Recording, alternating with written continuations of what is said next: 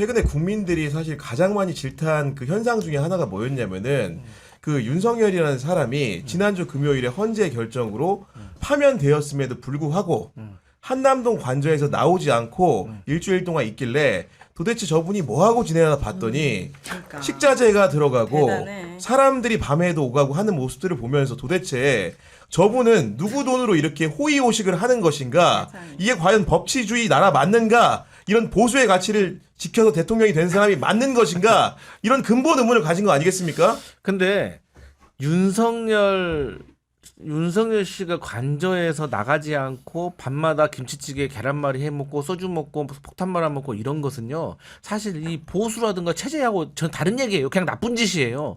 그렇잖아요. 그렇기 때문에 사실 그 모든 것들이 다 국민의 혈세로 운영되는 거 아니겠습니까? 그리고 저는 본인이 그런 이유는 딱 하나라고 생각을 해요.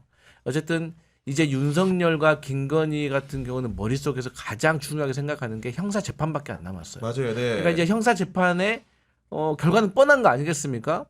최악의 상황은 사형이고 그 다음 조금 좋은 상황은 무기징역이고 쉽게 말해서 특별 사면 아니면 다음 대통령의 특별 사면 아니고는 감옥에서 나올 수가 없는 상황이에요.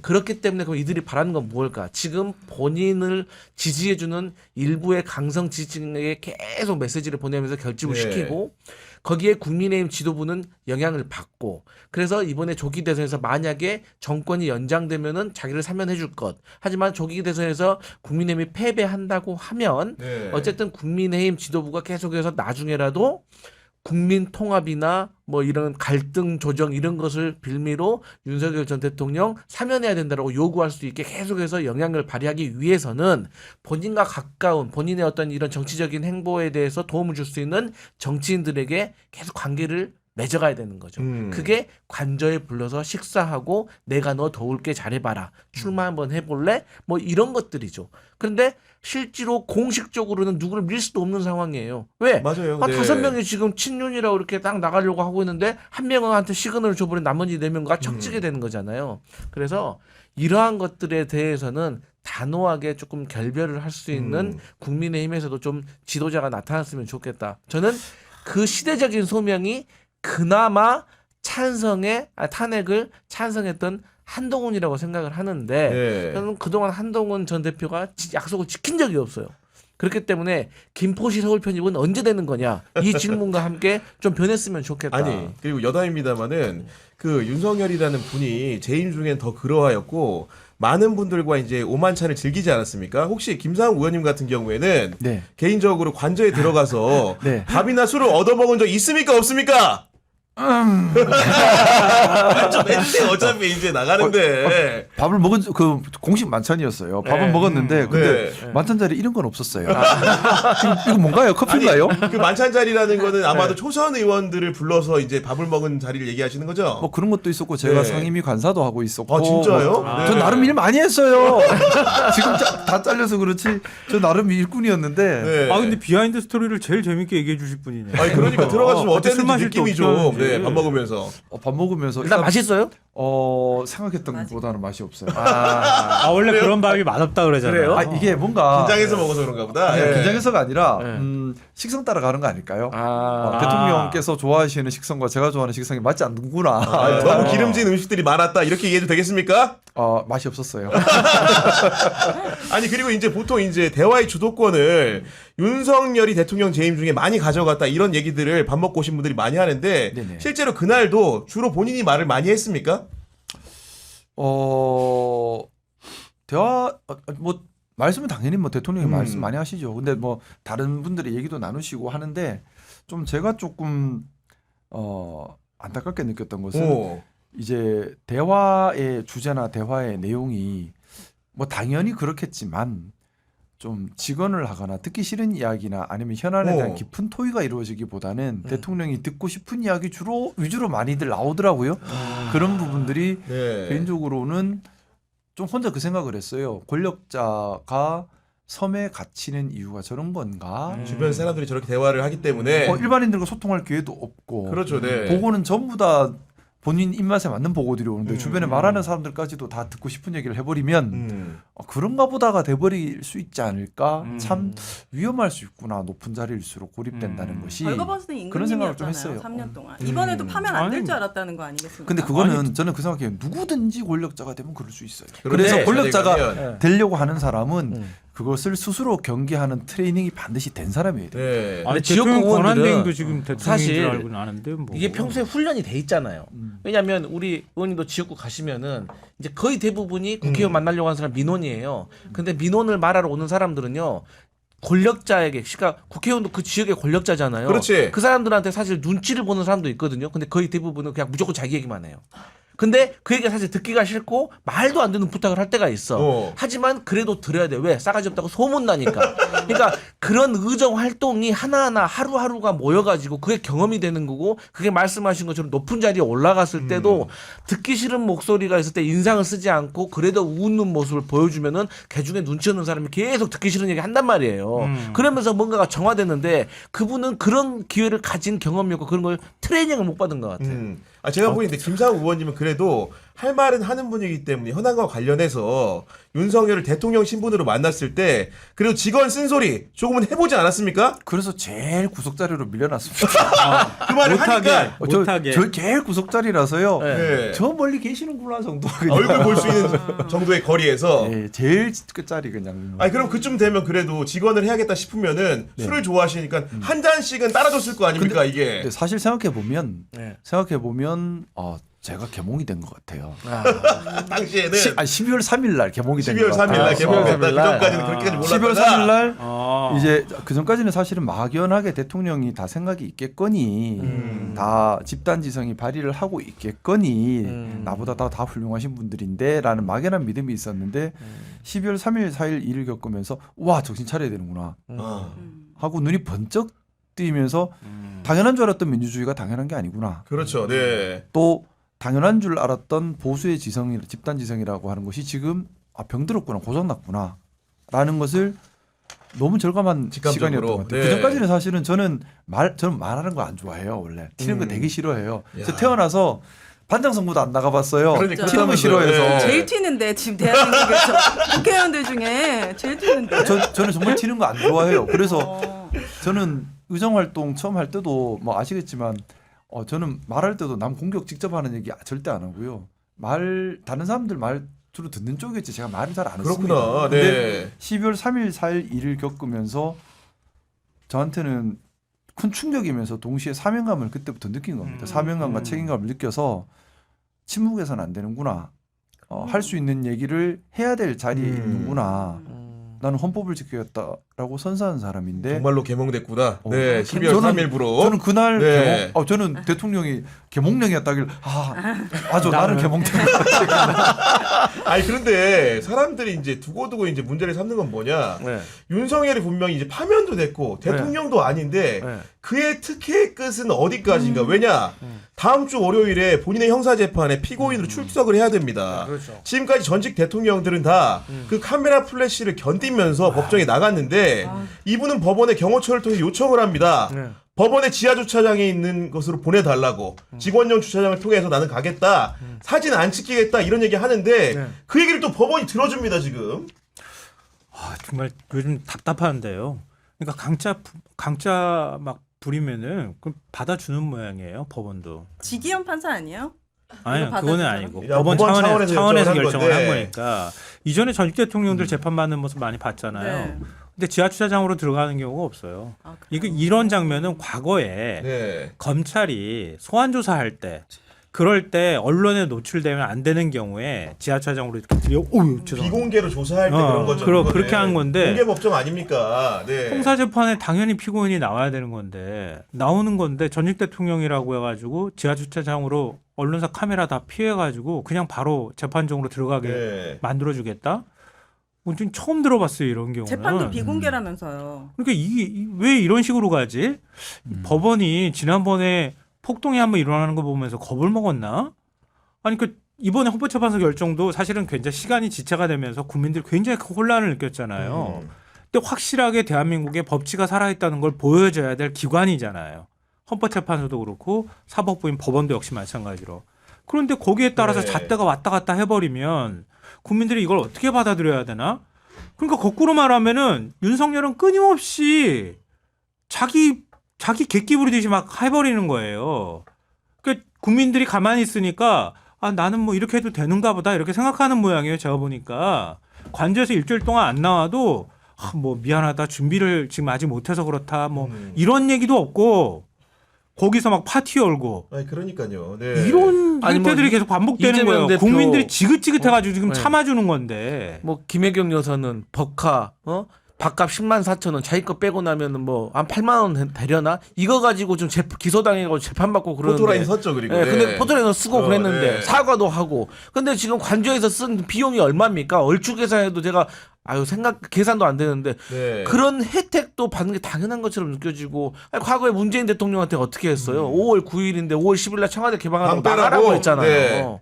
네. 그래서 호텔에서 자고 간 거 아닙니까? 그리고 또 문재인 전 대통령 풍산계 관련해 가지고 못 키우겠다고 하니까 그거 얼마나 비난했습니까? 근데 본인은 또 어떻게 합니까? 그 투르크계인가 그 뭔가. 18마리를 어떻게 그냥 관저에서 11마리, 11마리라고 키워요? 하는 11마리. 것이고 개하고 교양이 11만. 그리고 이제 그 형사 법정에서 변론 내용 자체는 그래도 재판이. 공개를 하는 건데 문제는 뭐냐 그 417호 대법정 있잖아요 서울중앙지법에 네. 거기에 이제 전두환, 노태우, 그다음에 이명박, 박근혜 모든 전직 대통령이 다 섰고 그분들 같은 경우에는 구속 수감 중에 만약에 출석을 하게 되면은 법무부 호송차를 타고 내려서 들어갔기까지 모습을 이렇게 가리거나 비공개로 한 적이 없는 것으로 알고 있습니다. 박근혜 전 대통령 네. 호송차에서 나와가지고 법정으로 들어가는 장면 역사적으로 다 기록돼 있잖아요. 많은 분들이 보셨을 아니, 거 아니에요. 수위 입고 들어가는 그럼에도 거. 불구하고, 수갑차고. 이분 같은 경우에는 지난번에 2월에 법원에서 구속 취소 신문을 할 때도 그때도 얼굴이 안 보였고 서부지법에서 영장 심사를 할 때도 그때도 뭐 어떻게 보면 경호 인력들을 데리고 법원 지하로 들어가지 않았습니까? 어떻게 윤석열 특혜위에 서 있습니까 이게? 이래서 말이 우리- 되는 겁니까 이게? 이래서 우리 사회에 조폭이 끊임없이 살아남는 건가? 왜요? 그렇잖아요. 막 내가 하고 싶은 대로 막 힘으로 어깨로 막 밀고 나가가지고 법보다 주먹이 가깝다고 그냥 내가 하고 싶은 대로 할 거야 이렇게 하면 다른 사람들이 찔끔찔끔 겁먹고 그 말 들어주는 거잖아요. 네. 그게 법이 없는 거지. 조폭들의 세상이잖아요. 지금 이 조폭들의 세상에서 사는 사람처럼 행동하잖아. 그래서 제가 자꾸 이제 보수와 수구 구별해야 한다. 보수와 구구를 구별해야 한다는 얘기를 하는데요. 보수라면 원칙을 중요하게 여길 수 있어야 되고 품위를 중요하게 여길 수 있어야 합니다. 그러면 뭐 이런 작은 일에서조차도 원칙이라는 것이 분명히 있습니다. 그렇죠. 또 지도자로서 품이라는 것도 분명히 있을 수 있습니다.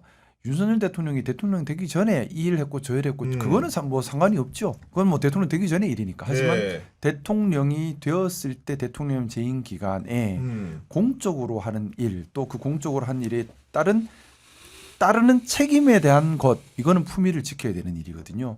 어떻게 보면 내란죄나 기타 공직선거법 위반이나 뭐 죄명이 만약에 무슨 뭐 옛날에 검사할 때 뭐 해가지고 뭐 그런 거다. 뭐. 그러면은 뭐 저는 여러 가지 뭐 그런 것도 직권 남용이나 이런 거다 예를 들면 그러면은 네. 그럴 수도 있다고 봐요. 근데 대통령 당선될 때 공선법 위반 또는 대통령으로서의 내란죄라면 이거는 사회 관심도 많고 지도자로서 원칙과 품위를 지키면서 재판을 받아야 될 보수 정치인이라면 더구나 더 큰 의무가 있다고 생각합니다. 지금 보면 품위 있는 일이 아니죠. 또 원칙을 어긋난 원칙이 벗어난 일이죠. 그렇죠. 자, 네. 저는 법원에서 정말 좀 원칙을 지켜줬으면 또 하나는 법원에서 우리 보수의 대통령이었는데 품위를 지켜줄 수 있게 해주었으면 그 품위를 지켜준다는 게 숨겨주는 게 품위를 지켜주는 게 아니에요. 그렇죠. 네. 도리어 이럴 때는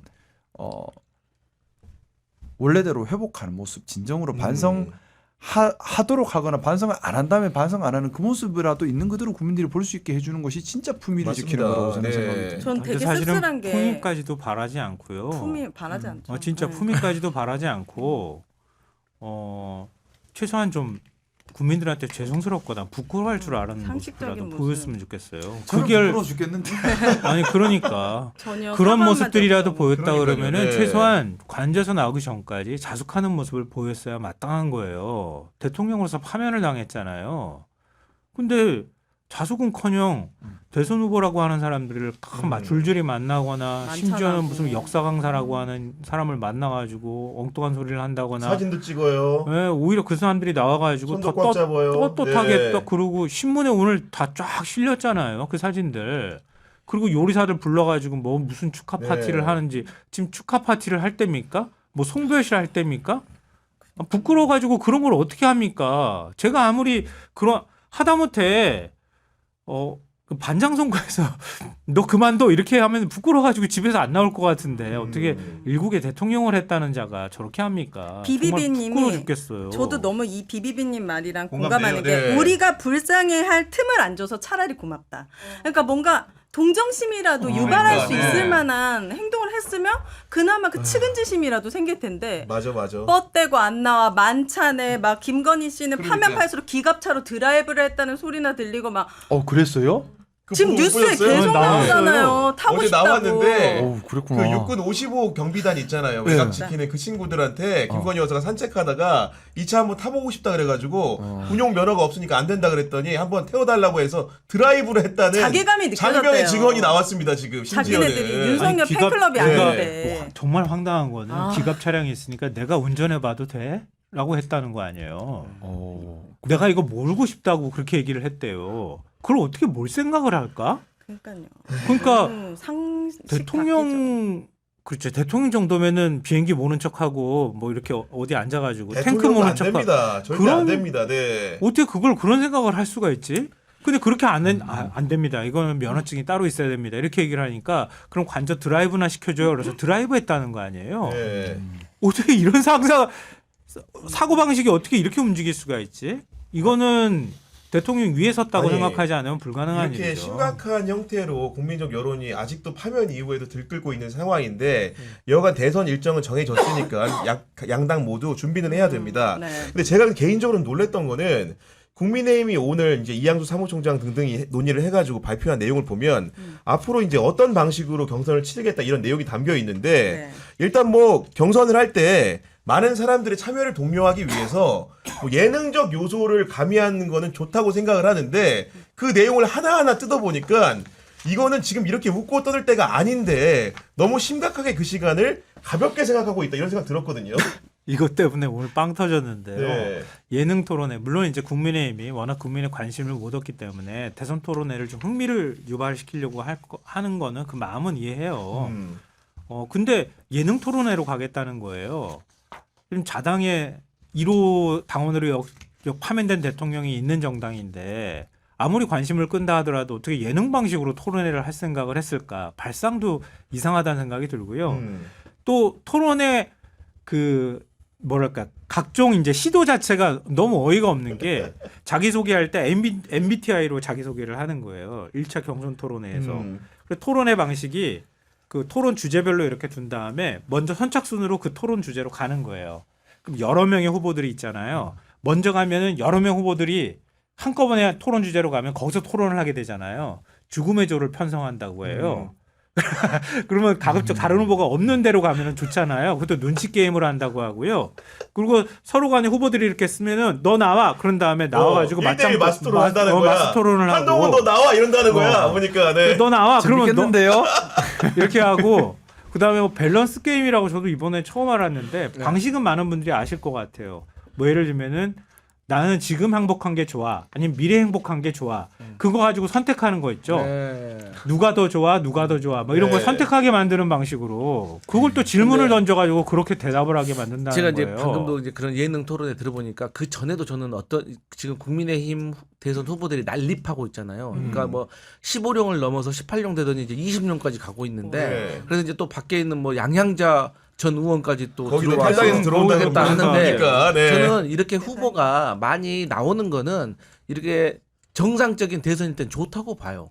그런데 지금 본인들이 배출한 정당의 배출한 대통령이 저 탄핵을 당했는데 너무 진지함이 없는 것 같아요. 아니, 그러니까 예를 그 들어서 얘기입니다. 국민의힘 후보들이 예를 들어 20명이 있다고 했을 때 정말 여기서 내가 정말 그 희생하는 정신으로 선당후사하는 정신으로 내가 조기 대선에서 실패하더라도 패배하더라도 나라도 나가서 우리 보수가 어떤 길을 가자고 제대로 된 길 가자고 얘기하겠다라고 한 사람이 있는 게 아니라 제가 봤을 때 조기 대선은 당연히 패배할 거니까 이 이후에 당권 잡아야지. 그리고 다음에 지방선거 곧 있으니까 나 여기서 인지도 올려야지. 네. 이런 본인들의 각자 개인적인 정치 욕심 때문에 나오는 분들이 눈에 그냥 훤히 다 보여요. 저는 그래서 이런 상황에서 난리 봤는데 또 거기에 예능까지 한다? 정말 진지함과 반성이 없다고 생각해요. 아니 심지어는 뭐 최종 경선 마지막 양자 토론 때는 심박수 측정기를 두고 장착하고 왔네요. 그러니까 쉽게 얘기해서 내가 예상하지 못한 질문을 받았을 때 심박이 얼마나 뛰는지를 보여주겠다는데 지금 지금 전기 충격기 갖다 주면 안 되나? 거짓말 와 그럼 이렇게 하는 거 아니 있잖아요. 정말로 테이저가 쏴버려. 아까 우리 강성희 평론가 얘기했지만은 네. 탄핵당한 대통령을 배출해서 지금 진지하게 자성하면서 반성하면서 자숙하면서 치러야 되는 선거 아니겠습니까? 그러면 형식은 조금 가볍게 하더라도 최대한 진지함이 좀 묻어나야 되는데 요소마다 재미만 추구한 겁니다. 도대체 이런 결정을 누가 어떻게 내릴 수 있는지 약간 좀 의문이라는 생각이 개인적으로 많이 드는 상황입니다. 솔직히. 의원님은 안 나가시나요 대선 후보? 저요? 네 나가요. 예? 아니 뭐 얻을 것 아니 잃을 것도 없잖아요 어차피. 돈이 많이 들어. 저는 좀 그렇게 생각해요. 대선 후보라고 하는 건 무거운 자리입니다. 아 그렇습니다. 정말 무거운 자리입니다. 뭐냐면 이 나라를 정말 어떻게 보면 상징하고 이끌어가는 자리입니다. 그렇기 때문에 후보로 나간다 하더라도 충분히 준비가 돼서 단순히 내가 후보로 나가서 인지도를 올리겠다, 후보로 나가서 내 체급을 키우겠다 이런 목적으로 나가는 것은 국민에 대해서 신뢰하는 거예요. 맞습니다. 대통령 후보로 나가려면 국민들께 후보라 하더라도 국민들께 제가 이런 준비를 했고 이런 비전이 있고 이런 것을 할 수 있습니다라는 걸 얘기할 수 있을 때 나가는 것이 저는 대통령 후보라고 생각하고요. 네. 저는 아무것도 안 돼 있어요. 그럼 근데 의원님은 너무 진지해요. 요즘 국민의힘 내부에서 유행이라는데요. 네. 나 출마 안 할 거야. 아하, 난가. 나 불출마할 거야. 이렇게 불출마 선언하는 게 유행이라는데 불출마 선언은 유행이에요? 누가 나오라고 하지도 않았는데도 나 아니, 불출마 선언할 불출마 거야. 선언이라도 이렇게 하십시오. 유행이라는데 아까 그것도 뭐 준비가 된 사람이 하는 아니, 거예요. 근데 저는 뭐 의원님 같은 이렇게 제가 들을 때 너무나 이제 그 바른 소리를 하고 계신데 심지어는 제가 너무 안타까운 점은 여러 후보들이 난립하는 가운데 국민의힘 일원으로서 그 예를 들어서 출마 선언하는 장에 갔을 때도 뭔가 의원님을 배척하는 태도를 보이는 사람들을 제가 간접적으로 전해 들었을 때 그런 게 너무 마음이 아파요, 솔직히. 당장 경선이 급하니까 그런 것 같습니다. 네. 예. 저도 아파요. 저도 아파요. 더 노골적으로 질문하고 싶었지만 네. 참도록 하겠습니다. 저도 아파요.